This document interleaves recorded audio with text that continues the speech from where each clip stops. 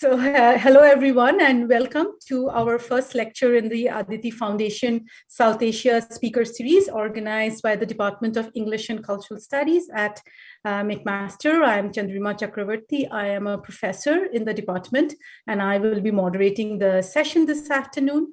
Dr. Iyer, we are delighted to have you with us today, and I will introduce Dr. Iyer properly in a little while, but I want to start with some housekeeping. And this is how we are envisioning this afternoon's event. I will offer brief remarks on the partition of British India, the focus of our talk this afternoon, before introducing our esteemed guest. And after Dr. Iyer's talk, which will be about 40 minutes long, we will invite questions from the audience.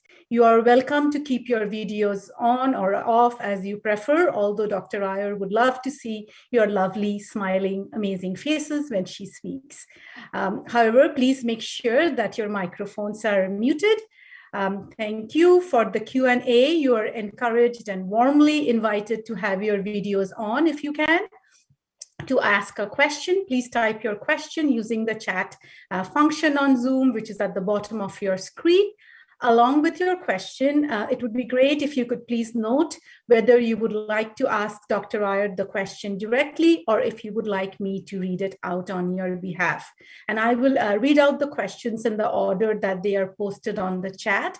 However, in order to prioritize students' voices and engagement with Dr. Iyer, I might have to skip some of your questions in order to make space for the students' questions if I see them, which I hope you won't mind too much. So my apologies in advance if I do break the order and skip over your question and go to the next one. And finally, if you need in any technical help, Anna, our wonderful Anna, is right here. So please send her a note on chat or send her an email on that Eventbrite email page that you have. So now to move on to the topic for our lecture this afternoon, the partition of British India into India and Pakistan in 1947, a momentous event in South Asian history. And I'm sure that many of you, and I see lots of people on the Zoom screen who teach South Asian partition literature and South Asian studies scholars in general, along with, of course, students. So I know there is a differential sort of level of knowledge that we are talking about in terms of the partition. Many of you are very and closely familiar with many of the details and nuances associated with the partition. But I just want to note a few basic things here for those who might be less familiar or unfamiliar with this history. So partition is the geographical division of land of what was British India, and it became two nation states, one India and the other Pakistan. It primarily affected the northwest and the northeastern provinces of British India and three religious communities, Muslim, Hindu, and Sikh, rooted essentially in the provinces of Punjab and Bengal, the two provinces that were partitioned. It resulted in the single largest mass migration in world history. About 15 million people moved, on both sides of the border. It resulted in extreme sectarian violence. Death toll is suggested to be between 1 to 2 million, and these are just approximate conservative figures. Again, marked by extreme violence against women in particular, and it has left its mark on the politics of the region following nation-state formation. And it has also affected historical reconstructions of the past for each of these nation-states prior to partition. As we know from recent events in Kashmir, India, issues of border control continue to strain relations between India and Pakistan. Its effects continue to be felt within the national borders of India, Pakistan, and Bangladesh, and it also has effects on South Asian diasporas in the West because partition continues to linger in the memories of those who lived through it, and it has seeped into the consciousness of successor generations. Three rival nationalisms of India, Bangladesh, Pakistan have fashioned and refined their own interpretations of partition. Few historians or social scientists have been able to stay aloof from the dominant interpretation in their own countries, and they have often contributed to state versions of partition history and powered the confrontational politics that continue to dominate interstate relations in South Asia. Yet, while political histories of the independence struggle and anti-colonial struggles against British colonial rule have made their way into the educational curriculums, the violence, the trauma, the loss that resulted from this transition from colony to nation is rarely taught or talked about publicly. We hear a great deal about independence, about gaining sovereignty, but not of partition, which resulted in the displacement, mass migration, death, loss, sexual violence, physical violence, collectively what one can characterize as the founding trauma of nation formation. And partition also presents a story that cannot be told within the frame of the territorial nation state's history. It is in this context that literary and cultural productions have gained significance, dramatizing the loss, the trauma, and the suffering on both sides of the border. In their 2004 book, Borders and Boundaries, Ritu Menon and Kamala Bhashin write, the abundance of political histories on partition is almost equaled by the paucity of social histories of it. Literature has stepped in, at least partly, to record the full horror of partition. In one sense, it can be considered a kind of social history, not only because it so approximates reality, but because it is the only non-official contemporary record we have of the time, apart from reportage, end quote. Given the lack of memorialization of the partition and the significant role played by films, poems, stories to offer testimony and witness to this seminal event in South Asian history, we are delighted to have been able to organize this talk on narrating the partition. And this is a free public lecture that is made possible by the generous support of the Aditi Foundation South Asia Lecture Fund, which makes it possible for our English and Cultural Studies department to bring in a South Asian Studies creative artist or scholar to participate in courses taught in the department and include in this conversation the larger McMaster and Hamilton community. So my heartfelt thanks to the Aditi Foundation, the Department of English and Cultural Studies, and the Humanities, Media, and Publicity staff for taking care of all technical aspects of the event and making this event possible. And now to introduce our fabulous speaker in this series, Dr. Nalini Iyer. Dr. Iyer is professor of English at Seattle University and current holder of the Theiline Pigott-McCone Endowed Chair for the Humanities. She teaches postcolonial studies, including South Asian and African writing, and courses on postcolonial and transnational feminisms. She has published 3 books and numerous articles and book chapters, and her research focuses on 3 interrelated areas: the hegemony of Anglophone writing in South Asia, South Asian Diaspora studies, and finally, partition studies. Her publications include the following: a co-edited book, Other Tongues, Rethinking the Language Debates in India, a co-authored book, Roots and Reflections, South Asians in the Pacific Northwest, and more recently, a co-edited book on the partition titled Revisiting India's Partition, New Essays in Memory, Culture, and Politics. Dr. Iyer is the chief editor of the journal South Asian Review, and she is currently working on 2 research projects: a monograph that examines racialization in South Asian American literature, and she's co-editing a book on teaching Anglophone South Asian diasporic literature. Her talk for us today is titled Narrating Partition in South Asian Diasporic Writing. Dr. Iyer will take it from here. A warm welcome from all of us. Thank you. Greetings from Seattle. Thank you very much, Chandrima, for inviting me to do this talk. I thank Aditi Foundation, the English Department, and McMaster University for their support. And I want to also give a special shout out to the technical help from Anna and James, without whom I would be a lot more nervous about being here. So thank you very much for your help. So as Chandrima noted, my talk is geared really to students in her class called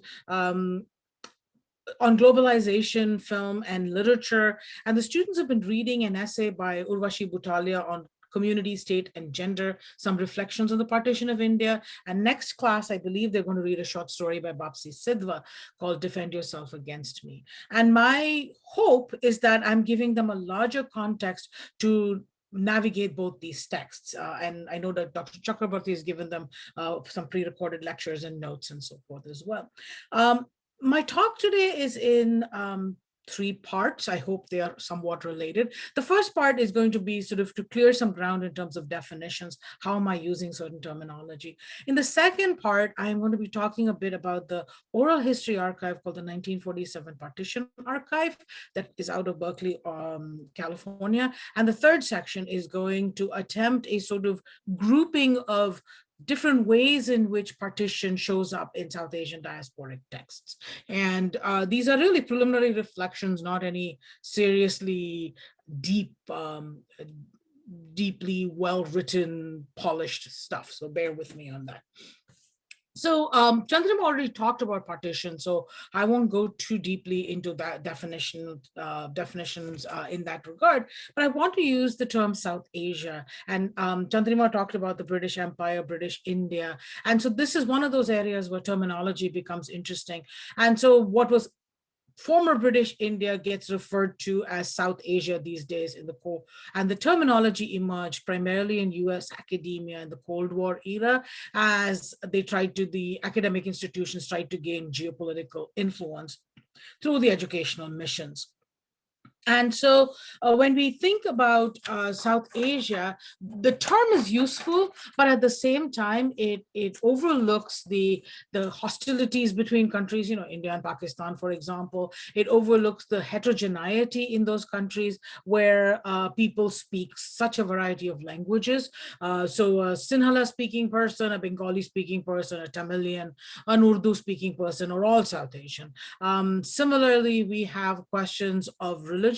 Hinduism, Islam, Sikhism, Jainism, Buddhism, Christianity, and lots of other variations on those religions, as well as questions of caste politics, not only in India, but also in other parts of South Asia.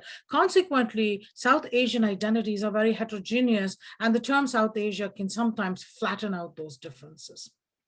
At the same time, they allow us to speak about historically and culturally related cultures and peoples. So for what it's worth, the terminology exists and I'm going to use it that way, and I'm happy to unpack some of it later. Let's go to the term diaspora, which is a term that comes from the Greek word for scattering, and early diaspora scholars used the Jewish diaspora as a model. In a now classical essay in the debut issue of the journal Diaspora, Journal of Transnational Studies, William Safran identifies the defining traits of a diaspora, including a long-lasting desire to return home. While Safran's list provides a valuable template for diasporic categorization, he only uses the Jewish diaspora as his model. Scholars such as Avtar Brach, Robin Cohen, Stephen Vetovec, among others, have conceptualized diaspora more broadly. In a specifically South Asian context, Avtar Brach notes that diasporas are intersectional and involve both roots and routes. She states, quote, diasporas are simultaneously about space and place, about movement as well as settling down, unquote.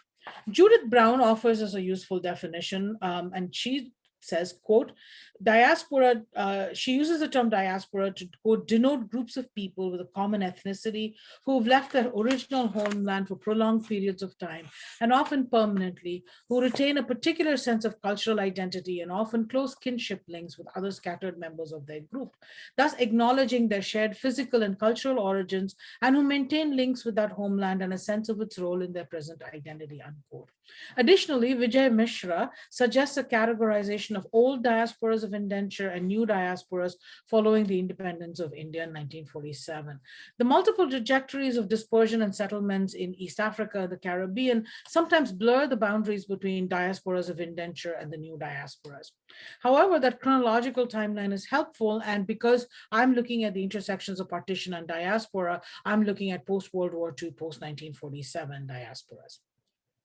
And when I use the term South Asian diaspora, I am talking primarily about the scattering of South Asians post-World War II out of South Asia to countries primarily in the West, the UK, US, Canada, for example. There are internal diasporas in the subcontinent, which is a different kind of discussion. So the term partition, another useful term, Chandrima gave us a lovely overview at the start of this moment. And I want to talk about the fact that I used the term partition as I did in the co-edited book on partition to borrow from Wazira Zamindar's terminology, the long partition. Because often, as Butalia tells us in her essay as well, that people think that, partition happened in August 1947. But the reality is that the ongoing experience of partition for countries, communities, and individuals shows that the partition is not quite over. It's more of a continuum. For example, the subcontinent divided into India and Pakistan in 1947, and East and West Pakistan were geographically separated from each other by this landmass of the new nation, India, in between. It was a really bad idea to do this in the first place. And not only was this geographic division awkward and problematic, we also had cultural and linguistic differences between East and West Pakistan that eventually led to East Pakistan breaking away in 1971, another partition, if you will, to form the nation of Bangladesh. And prior to 1947, by the way, the British had attempted in 1905 a partition of Bengal for administrative purposes that had laid the foundation for this East Pakistan, West Pakistan problem. So the question of partition actually has been ongoing. And so today, for example, the question of Kashmir remains very, very problematic, fraught. It's been 74 years, and the violence and the search for nationhood and all of that have haunted Kashmiris has been going on for decades, right? So partition split the communities along religious, linguistic, national, and caste lines, and the status of minorities in all three countries, India, Pakistan, and Bangladesh, as well as in Kashmir, has been precarious. In India, for example, there are many communal or sectarian riots that have led to the deaths of thousands since partition. Partition itself, depending on whose numbers you look at, led to the displacement of something like 12 to 14 million people and the deaths of more than 1 million. As Butalia notes in her essay, partition was also a very gendered experience. Women's bodies became the battlefield, and rape and abduction common experiences for many. Sexual violence was not just directed at women, but also men, as marauding bands of people seeking vengeance asked men to drop their pajamas to check if they were circumcised, as circumcision was considered a mark of the Muslim male body. Let's take a look at this really tiny short story by Sadhad Hasan Manto, who's one of the most well-known writers about the partition experience. Manto wrote the story in Urdu, and I'm using Alok Bhalla's translation. The title of the story is Sorry. Story goes, the knife ripped through the stomach, reached down to the penis. The cord of the pajama was cut. The man with the knife exclaimed with surprise, as if he was reading the Kalma to ward off evil. Chi, chi, chi, I made a mistake. This tiny short story is chilling and says much about violence and mutilation of men's genitalia. While many fictional narratives, as well as stories told by survivors of partition violence, focus on the rape and abduction of women, which knew no boundaries of class, age, religion, or language, we should also remember that sexual violence was directed at men as well. Urvashi Butalia writes a path-breaking feminist history on partition called The Other Side of Silence, in which she speaks to the ways in which partition narratives circulate amongst women and within families and are often silenced. The impact of partition trauma on women and on families continues across time and across many generations. So what then is the connection between partition and diaspora?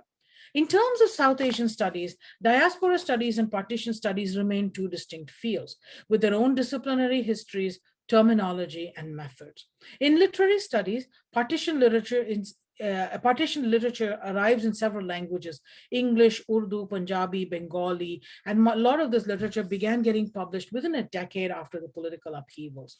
Similarly, the outward flow of people from South Asia to the West, especially the UK and the US and Canada after World War II, also leads to many literary works being produced starting about the 50s and 60s.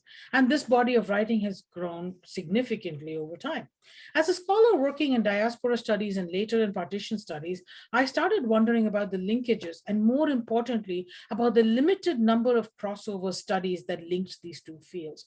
In 2007-2008, I began working on an oral history project in the Seattle area that was initiated by the University of Washington Libraries. Eventually, that work led to the publication of my second book, co-authored with Dr. Amy Bhatt, called Roots and Reflections, South Asians in the Pacific Northwest. In that project, we were gathering oral histories of South Asians who had moved to the Pacific Northwest after the US passed the landmark legislation, the 1965 Immigration and Nationality Act. One of the topics in the interviews was about what motivated the individual to move and how they navigated cultural change, homesickness, etc. When we crafted that question, we thought of that as a warm-up question, and boy, were we surprised. Many of the individuals who had come to the US for graduate school in STEM fields, very typical of the skills-based shift in the migration in 1965, noted that they had experienced partition as children, or that their families had been dispersed by partition and had moved to India or Pakistan just before their birth. One person noted that his family, Punjabi Hindus, had moved from Pakistan to India and had had to rebuild their business from the ground up as they had left everything behind. He said that once you have such an experience, leaving again for a different country, a different culture, is really not a big issue. Another person who had been born just before his Muslim family migrated from India to Pakistan talked about how his family faked his birth date so that he would not be considered a muhajir or a refugee in Pakistan, because there was a lot of stigma attached to the term muhajir. Still another woman responded to what seemed like a simple question to us: where were you born? And she told us about how her birth village had been in the border of West Bengal and Bangladesh, and her family had moved during partition to India, and then her village of birth became Bangladesh in 1971. There was no simple answer to where were you born. These narratives struck with me because they revealed an aspect of migration that Avtar Bra writes about: roots and routes. Some migrations build on previous ones that were often forced on the people. So when we talk about the South Asian diaspora, we must not assume that the migration to the West is the first foray into departure and resettlement in a family. Often diasporic experiences include multiple moments of arrival and departure. Partition was a huge displacement and formed an internal diaspora in the subcontinent as well. I want to note that not all the diasporas in the Indian subcontinent within the subcontinent are based on partition either. For example, people moving within a country from particular villages to large cities who then form ethnic enclaves in those cities. One of the examples of this is the post-independence but non-partition related diaspora in the city of Bombay or Mumbai, where there's an area called Matunga where many Tamilian families from South India, especially Tamil Brahmins, moved to in the early 20th century when their young men went in search of jobs. These Tamil migrants formed a close-knit community, sharing culture, language, and cuisine, established places of worship, business that catered to their needs, and formed schools and cultural organizations that ensured the transmission of their culture, and often their children intermarried with one another. This then is an internal diaspora, and it's not a partition-related one. I often encounter, when you think about this double diaspora, sometimes people migrate within the subcontinent from one nation to another, sometimes from a village or a region to a city, and then they end up in the US or Canada or someplace in the West, right? So often when I'm at a social event in Seattle in the South Asian community, I will hear snippets of stories about people's partition experience. Many of these folks are my age, children born in post-partition India or Pakistan, whose parents migrated as children from Pakistan or into India or the other way around, and who preserved stories and cultural practices. Often, these stories and cultural practices were the only things they brought with them from their erstwhile lived lives elsewhere. Now, their descendants, children and grandchildren, share recipes and songs and stories of the lands they left behind because of partition. Often they also shared, if they were able to, stories of loss of people to violence. Telling these stories of partition forms a sense of community and allows for the generations to process the grief, the resilience, the bewilderment of a moment that shaped people's lives sometimes even before they were born. I'd recommend Ananya Jahanara Kabir's Partitions Post Amnesias as a book that people might want to read in this context. So the first argument I make is that the narrative of post-World War II South Asian diasporas is inevitably intertwined with the narrative of partition, although diaspora studies has tended to underplay that linkage. So now I want to move to the second section where I want to talk about partition archives and oral histories. Right? The intertwining of the 1940 of the partition of 47 and the history of diaspora is very well demonstrated through the creation and the establishment of the 1947 partition archives, which were established, I believe, in about 2011 in California by a Dr. Gunita Bhalla, whose family had experienced partition and about which she, as an immigrant child in the United States, learned through family lore. A scientist by training, Bhalla chose to create an archive of these stories because she realizes that many stories went untold and unrecorded, and those who had been children during the partition were aging, and there was an urgency to capture their stories. So how did partition impact the diaspora? In her essay, Partition Studies, Prospects and Pitfalls, Joya Chatterjee notes that partition has impacted people beyond the subcontinent. She writes, quote, forms of partial citizenship pioneered in the Indian subcontinent during the aftermath of the partition appear to have traveled to many parts of the world where peoples of Indian origin were found in significant numbers, complicating and compromising their status and producing new forms of quasi-citizenship in their wake. Throughout and indeed beyond the erstwhile British Empire, their sudden rebranding as citizens of two different and hostile countries caused members of the Indian diaspora to grapple in new ways with questions of belonging. Partition in turn sparked fresh migrations to distant places around the world, and members of these new diasporas engaged in significant and novel forms of transnational politics. So it was not uncommon for people who had come as part of diasporas of indentures, say to the Pacific coast of the US and Canada, to suddenly find out that after 20 or so years of living here, that now they were citizens of either India or Pakistan, nations that had not existed in their current form as they had known it. So that sort of disruption. In North America, for example, the South Asian diasporic communities often function internally with religious and national division, even though they may be viewed as a homogenous community. And they actively support the political activities in South Asia. And that has increased now in the internet era as people are able to participate via social media and other ways with actual political, both protests as well as support for fundamentalist and authoritarian regimes. So the support for Hindu nationalism or the celebration of critique of hostilities and wars between India and Pakistan, and they spill over into everyday lives of the South Asian diasporic community. Especially you see that in places like where I live, in Seattle, where there's a very large South Asian diasporic community, but they are a very fragmented community, and the tensions spill over when, for example, India passes a law on citizenship amendment rights, and then when people start protesting. So Seattle was the first city council to actually formally condemn that move, and it caused a lot of dissension and disruption in the South Asian community, whether or not the city council should have done that. And all of this sort of is a spillover to suggest that what it means to be South Asian is it's a very complicated and very precarious situation sometimes. While the diaspora grew for post-1965, when the US opened up immigration to South Asians and others after decades of barred zone policies, the community is often described as a labor diaspora that is predominantly middle class and professional, and thus a mostly voluntary immigrant group. And as noted earlier, partition studies and diaspora studies are seen as two different bodies of knowledge. However, many post-1965 immigrants to North America had already experienced uprooting and displacement due to partition, and the migration to North America was part of a long, continuous journey in search of security, home, and belonging. So here I would suggest that the idea of the long partition extends also to diasporic communities who are still looking for home, identity, security, and belonging. Rosemary Marangoli George argues that partition literature is often read within the context of developing nationalisms and should be read as diasporic literature because it is, quote, more concerned with the trauma of relocation and homesickness for the place left behind than with celebrations of independence, unquote. In recent years, writers and scholars living in North America have begun examining the legacy of partition and its memories in the diaspora. This digital oral history project, 1947 Partition Archive, is a means of preserving those narratives of partition and diaspora.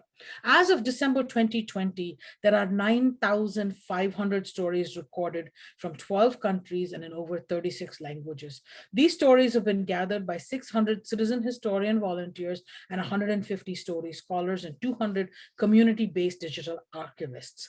The sheer number, scope, and methodology of this project are remarkable. And I will urge you to visit that website to explore the narratives, the interactive maps, and to see videos about partition. This new archive of oral history spanning the globe offers a history from below and therefore counters that statist history that Dr. Chakrabarty referred to in her opening. Many of the narratives of those who now reside in the US but would experience partition in their childhoods show that characterizing South Asian immigrants as purely labor immigrants in pursuit of economic advancement misses an opportunity to understand an important moment in subcontinental history. And one of the things that is striking is when you listen or read the summaries of some of the stories of partition, you see some themes that repeat in the partition literary works. For example, a lot of people talk about how Hindus and Muslims and Sikhs lived peaceably side by side. And that brings to mind, say, narratives like Khushwant Singh's Train to Pakistan, where, the village of Mano Majra before partition, everybody seemed to be living blissfully in each other's company. Although if you read carefully, you see all the tensions that are already flaring up in that context. How can we literary scholars then engage these narratives to get new insights into partition, diaspora, and migration? What is our methodology? How do we work from an archive that is not fully accessible because it takes time and money to make some of these publicly available, and the archive keeps changing? In an article on partition and oral histories, Pippa Virdi writes about the importance of oral histories in opening up partition stories from below, which began in the 1980s following the 1984 riots. Butalia herself ended up writing The Other Side of Silence, as she tells us, because she witnessed the violence against Sikhs in 1984, and a lot of people who witnessed that in Delhi would say, this is so much like partition. And so she started investigating her own family's history and ends up writing that really important and brilliant book. So Virdi notes that oral histories are specifically significant in giving voices to women's experiences. Virdi also expresses caution about the use of oral histories. She expresses concern over the ethics of having survivors relive a traumatic experience, of the power imbalance between interviewer, interviewee, and the issues of language, region, class, and caste in the collection of such narratives. In the 1947 Partition Archive, when narratives are recalled, they are based on the memory of people who were mostly children or adolescents during the partition. Often these stories have evolved over the decades with tellings and retellings and with recollections of other narratives. The Oral History Archive is not necessarily about pinning down historical data or verifiable truth or evidence as much as it's about understanding how people narrate their own truths, their own experiences with identity, subjectivity, and loss. The impact of partition and its role in the formation of diaspora in North America is not based on one or two stories in this archive, but on a collective. And of course, the archive, while arises in the diasporic context, has stories that are global. So, you have to pull out the segments that might actually focus on South Asians in North America, like I did. The 1947 Partition Archives approach has been global in seeking narratives. Both narrators and interviewers come from different regions, generations, religious, linguistic, and class backgrounds. Because there are multiple citizen historians contributing to the archive, the undue power given to one single researcher or their perspective is also mitigated. In listening to a selection of these narratives as a literary scholar, I listened as I would to any story. What is the narrative arc? Who are the major players in the story? What is the time span? What were some of the themes in these stories, etc. I also listened to silences and awkward moments of telling where it seemed the narrator was wrestling with some aspect of the story. I recognize that these are not finely crafted works of fiction that are polished in craft. These are raw interviews where the person is speaking to an interlocutor. And to that end, I actually ended up choosing choosing to focus for this paper on the narrative of Roshni Rustamji Kearns, who is not only a well-known scholar and a writer, a creative writer, but she also experienced partition. And you can tell the difference between a raw interview and fictional works and scholarly works as you listen to her interview. She was born in 1938 in Karachi, which was a major port city in pre-partition India. She belonged to the Parsi community, and her narrative explains the Parsi history of migration to India and also the transnational spread of the community. The Parsi story is that of diaspora, she says. We are everywhere, Australia, Spain, Hong Kong. She notes that her family, like that of many Parsis, benefited from imperial trade as middlemen. And one of her grandparents was part Chinese because her great-grandfather had married a Chinese woman in Shanghai. Her own mother was born and raised in Japan. So not only was Rustamji's family history transnational, but her Karachi was very cosmopolitan. When she travels down memory lane, and she has lots of fond memories of childhood and family, while also evaluating what contributed to who she was as a person. As the interviewer moves closer to the partition era, Rustamji's narrative tone and pace demonstrates how difficult that recollection is. When talking about partition memories, for example, she tells us she had a Hindu friend who might have been named Asha. Her memory falters here. Asha was in school one day and gone the next. Rustamji does not know if the family migrated or even if they survived partition. That story remains a gap, a very troubling gap for her.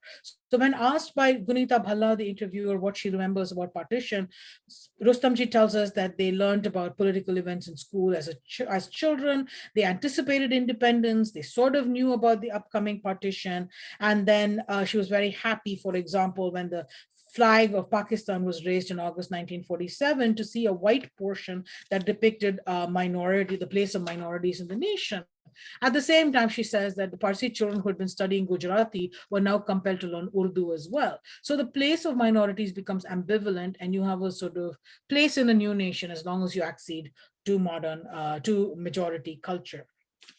So the brief so one of the things is that as I narrate this, you will see students, especially who are going to read Sidhwa, you'll see similar themes in Sidhwa's short story that you're reading next week: the relationship between people of different religious groups in a cosmopolitan city, the place of a minority who was not Hindu, Muslim, or Sikh, the experience of women refugees, the trauma of partition, and what living in Houston in the diaspora may or may not do to shaping inter-ethnic relationships. So now I'm going to stop talking about the Sidhwa short story. I don't want to do spoilers for you guys. So Rustamji's narrative also places migration to the US in the context of home and belonging and the history of Parsi transnational migration. And she also talks about how, as minorities, they were constantly navigating survival and politics and the rest because they were risk takers and business people who were middlemen in an imperial trade. Her narrative offers a counter perspective to the notion of home and belonging in South Asian diasporic literature, where often homeland and hostland tend to be monolithic entities and the narrative captured through a nostalgic lens. And a constant theme in diasporic literatures of being caught between two cultures, or as Rushdie puts it in his essay, Imaginary Homelands, falling between two stools. So let's talk about diasporic literature and partition. Now I'll turn to a few literary works in the diaspora that also deal with partition. This discussion previously of oral histories shows how hard it is for people to talk about the trauma. Literary works in Hindi, Urdu, Punjabi, Bengali were among the first in the 50s forward to begin documenting experiences of the survivors. Fictionalizing allowed people some distance from their trauma and a means of processing that trauma. Partition gets narrated in several different ways in diasporic literary works, and I must note I'm talking about Anglophone diasporic literary works here, and I have sort of broadly divided these literary works into four intersecting groups or interrelating groups. So in the first group, I place narratives, those fictional narratives that recollect a trauma that is multi-generational. And a good example of this is Anita Rau Badami's novel, Can You Hear the Nightbird Call, which is set in Vancouver.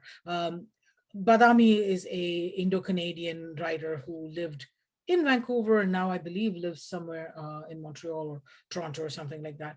Other diasporic writers explore the questions. The second category is diasporic writers who explore questions of borders, boundaries, and nations, and consequently examine how partition rendered these fluid and thus contributed to a writer's sense of being caught between cultures as a diasporic subject. Examples of this kind of writing are Salman Rushdie's Midnight's Children, Amitav Ghosh's Shadow Lines, Temima Anam's A Golden Age. Third category, others writers struggle with their identities as Muslims in post 9/11, in the post 9/11 world, where there is a global war on terror and Islamophobia is rampant. For example, Ayad Akhtar's play Disgraced and his auto-fictional work Homeland Elegies, which was published a few months ago. Kazim Ali's about to be published memoir Northern Lights. These are all narratives where the writers struggle with the monolithic notion of Muslim that has emerged in recent times in the West, and trace this moment of this essentializing of identities back to partition when people were homogenized as Hindu, Muslim, Sikh, etc. These writers also grapple with their relationship with other minority groups in the West. And fourth and finally, I think of writers who are exploring how to pass on the history of partition to young readers and how to tell a traumatic story to young readers. An example of this is Veera Nandani's Newbery Award novel, Night Diary, which was published in 2018. And this last category is a relatively new emerging category. So one of the compelling narratives of multi-generational trauma is by the Indo-Canadian writer Anita Rau Badami, Can You Hear the Nightbird Call? In that novel, Badami tells the story of three women, Sharan, Nimmo, and Leela, and weaves the complex narrative of imperialism, diaspora, minority rights, and nationalism. In Sharan's narrative, we learn of the long partition. She now lives in Vancouver with her husband and they run a business, but her connection to Canada begins even before her birth with the Komagata Maru incident. Her father had been a passenger in that ill-fated ship. Since a lot of my audience is Canadian, I don't have to explain the Komagata Maru. Sharan comes to Vancouver before partition and loses touch with her family. She reconnects with her niece Nimmo via her friend Leela and learns what partition has wrought in their lives. Nimmo lives in New Delhi and the family history gets intertwined with that of the Khalistan movement and the bombing of the Air India flight. What is significant about Badami's novel is that it shows how we cannot separate the racism of empire and immigration to Canada from the ongoing politics of the long partition. Partition is not a discrete historical event, and its impact is felt deeply by the diasporic community, even if some had already moved away from British India long before partition. For those living in the Pacific Coast Sikh communities that trace their histories back to the early 20th century, partition may not be their lived history, but it is their felt history in that they lost family and homeland. And a recently published novel by Rishi Reddy called Passage West has been really good to look at the California experience. The Pacific Coast Sikh communities underwent a radical shift in their identities and felt displaced not only in Canada, but also in South Asia. They always had transnational sensibilities and some sought to create a nation through the Khalistan movement. Such a nationalist movement had huge repercussions for the South Asian Canadian communities. And this is really Dr. Chakraborty's area of experience, as she's written a lot about the Air India disaster. And so I will not go much into that. At the end of this novel, Jasbir, Sharan's nephew, returns to his mother Nimmo after bearing the weight of multiple tragedies from the Komagata Maru through the partition to 1984 violence against Sikhs and the Air India crash. For Badami, diasporic experience is one of continuous journeys triggered by political trauma, including the long partition. For some diasporic writers, partition rendered nations and boundaries fluid and raised profound questions of belonging. A good example of this is Amitav Ghosh's novel, Shadow Lines. In that novel, the narrator's grandmother grew up in Dhaka and moved to Calcutta after her marriage. Partition severed her connections to Dhaka, and many years later, she plans her return there. As her family prepares her for her first plane trip abroad, the narrator recounts that grandmother asks her son, the narrator's father, if she would be able to see lines or trenches from the sky. He tells her she wouldn't, and then the grandmother asks, what was it all for then? Partition and all the killing and everything? If there isn't something in between. The son explains that borders are really now experienced in airports and she would need to fill out forms. The narrator then states that he realized at that moment that she, the grandmother, quote, at that moment had not been able to quite understand how her place of birth had come to be so messily at odds with her nationality, unquote.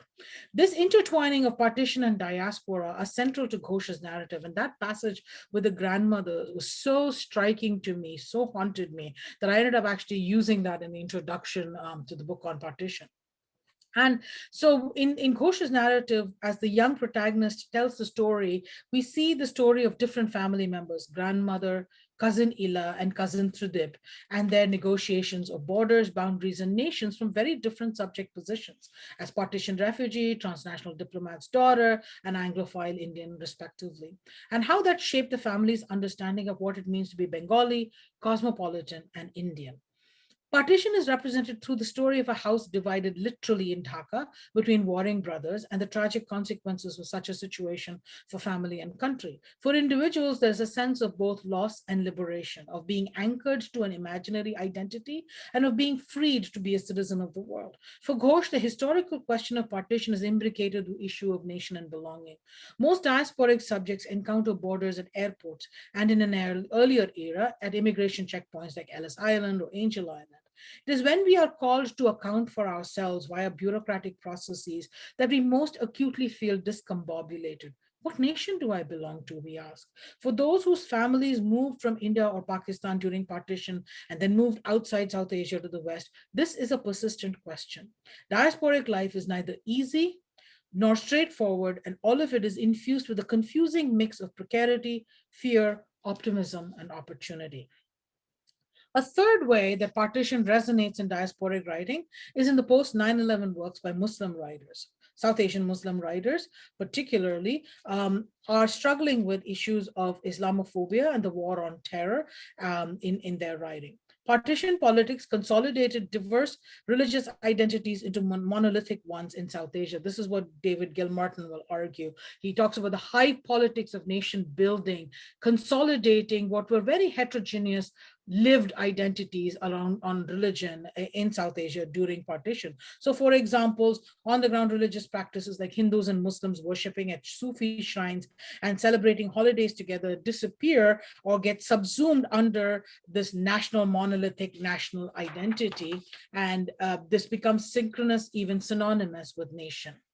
In the last 75 years since partition, these religious divides have grown sharper, deeper, and more violent, not only in South Asia, but also in the diaspora.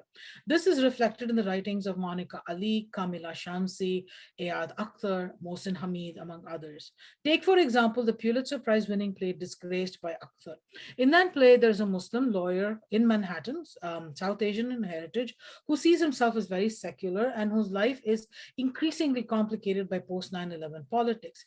His character is named Amir Kapoor, and as the plot unfolds, we learn that one of the difficulties for Amir Kapoor was that he had changed his name legally to Kapoor when from a Muslim name to a Hindu name, because he worked for a Jewish law firm and he was not sure that his Islamic identity would go over well, and he was afraid it would hinder his progress to partner in that firm. And so when the partner, this is really odd moment where, there's this Nataraja statue on stage, which you find out that his boss has gifted him thinking he's Hindu. And there are all these dissonances about identity all through the play, including in the staging. And when he is interrogated by the law partner about his heritage, he says, well, I am Indian because my parents were born in undivided India, and then when they were babies they went to Pakistan. But for the partner, while what Amir is saying is not erroneous, the law partner sees this as fudging on details. The scene references partition as a passing historical event, but for Amir, his being Muslim is an already difficult identity prior to 9/11, and the events of 9/11 only make it worse. He sees the baggage of partition politics melding into contemporary Islamophobia. Akhtar, in his recent auto-fictional work, Homeland Elegies, Ayad Akhtar writes about a playwright named Ayad Akhtar who's looking at his family history in that book and dwells a lot on partition and draws a through line between partition to the global war on terror in South Asia. Similarly, Kazim Ali, a queer South Asian Muslim poet who has a forthcoming memoir, Northern Lights, in which he writes about having no sense of belonging as a queer transnational Muslim man because his parents were from Vellore in southern India. They moved to Pakistan, then during partition, and then they moved to UK and Canada, and then the US. His memoir is about finding home and trying to reconcile the different facets of his identity: nation, religion, immigrant status, and queerness. Finally, a fourth thread in narrating partition and the diaspora is in children and young adult lit, where writers who are descendants of those who were impacted by partition try to capture that history for young readers. How do you write about trauma, loss, and violence for children and young adults? How do you share that painful history with those for whom this is their family legacy, and what might they know about they might know might just be gaps and silences? How do you explain the history of partition to non-South Asian children and youth so that the model minority perception of South Asians is challenged? These are some of the questions that Veera Nandani deals with in Night Diary, which won the Newbery Honor in 2018. In her novel, she tells the story of these twin siblings, Nisha and Amil. They're 12 years old. We learned that the mother is deceased. She was a Muslim artist, and the father is a Hindu doctor. And the whole novel is told as a diary, series of diary entries by Nisha. And we learn about the sort of playful childhood life, the children coming into awareness of of the impending partition, and then the dramatic overnight escape of the family, the grandmother, the father, and the two children. And it's a harrowing tale of heat and lack of food and dehydration, almost dying, and encountering violence. There were brief stopover at an uncle's house, the mother's brother's house. They've never met him before. And there, this little girl befriends a child next door, a Muslim girl, although she's been told to lay low and never show her face outside because they put themselves and the uncle at risk because they're perceived as Hindus, although they have a Muslim mother, right? As soon as the father finds out that she's been friending this girl, they leave their safe house. The father's very angry. He yells at the girl, and she promises, "I will never speak again." And then they eventually find their way to a train station, and they get on a train. And trains, as we know in partition fiction, especially on the Punjab side, are tropes where more than that, that's where a lot of the violence occurred, the deaths and the dismemberments on both sides of the border. And so when the child witnesses one such moment, and what's really interesting is that at the moment of that violence, the girl faints. And so she actually both witnesses and doesn't remember what she witnessed. And this becomes where the hinging moment in the narrative, like she uses writing as a sort of form of therapy, as a form of recording, and as also a form of connecting with her dead mother, because she needs to tell the story, find that love for her mother. And we see how the young boy and the girl experience partition differently. So we see the gendered nature. But what's very interesting is this notion of silence, and how do you narrate silence? How do you narrate trauma? And as is the case in the genre of writing for children, the end is a little uplifting, right? The family is safe. They're in Jodhpur. They've gone from this big estate with fruits and flower trees and servants and things to a one-room tenement, but they're safe. And this girl is going to school. She's starting to make friends, but she just cannot speak. And at the end, we're like, she's going to make an attempt to speak. She promises that she will speak. And so when some of what happens here, the other thing is this narrative looks at Hindus and Muslims from a 12-year-old's perspective. That hybrid identity that these twins have is interesting because it signals that these differences are like artificial or socially constructed. But at the same time, you don't have any sense whatsoever about any regional variation until you get to the girl starting to learn to cook. And she makes sai bhaji, which is a Sindhi dish, very popular dish. And that's when we realize the family is has some localized cultural practices when we see what the child cooks. But that requires cultural knowledge of South Asia to be able to parse that out. Hiranandani in the like an essay that goes with the book tells us that she amalgamated stories of her father's side of the family, different people who had escaped at various moments, pulled it together to write the story. And part of what she's doing as someone who lives in North America is figuring out how to transmit the stories of partition to young people to make them more aware of the history and to understand the trauma that they carry with them in their families. A lot of South Asian writers have started turning, there's an emergence, a dramatic emergence in numbers actually, of South Asian YA fiction. And a lot of these writers are actually writing about the Muslim experience in contemporary US, particularly in the Trump era, and they use a variety of genres. I'm thinking of Samira Ahmed's speculative novel called Internment. In all of this, there's the sense that the problem of the administration, Trump et al., of thinking of Muslims as a monolithic identity completely clashes with the way in which the young people identified their Muslim heritage.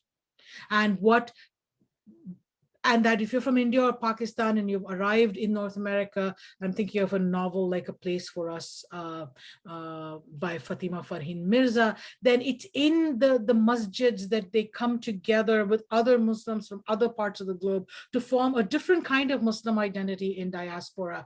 But the heritage of the partition identiformation, etc., still haunt that experience. And so in that regard, a lot of the YA narratives are, I think they echo what people like Ayad Akhtar are trying to do, which is trying to understand what it means to be South Asian Muslim in North America, and what are the roots of some of that troubled identity and challenges. Okay, so our wonderful session has unfortunately come to an end. Thank you so much for joining in. Of course, for Nalini for this amazing talk that opened up so much, information and resources for us to go back to.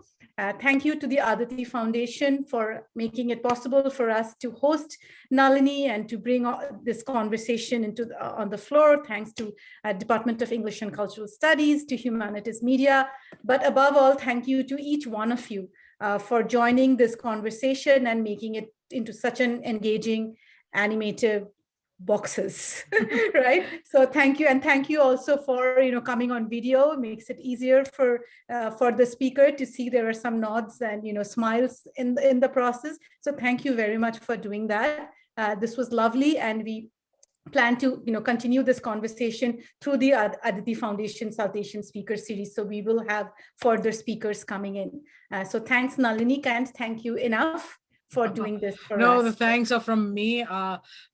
First of all, to have a sense of community while we do so much of our work in isolation right now, for this opportunity to speak to students across borders and, virtually and I know people have logged in from Turkey and India and a variety of other spaces. So I'm very grateful to all of you for being here, for being so invested in this topic. And Chandrima, I really, really appreciate this invitation. Thank you very much.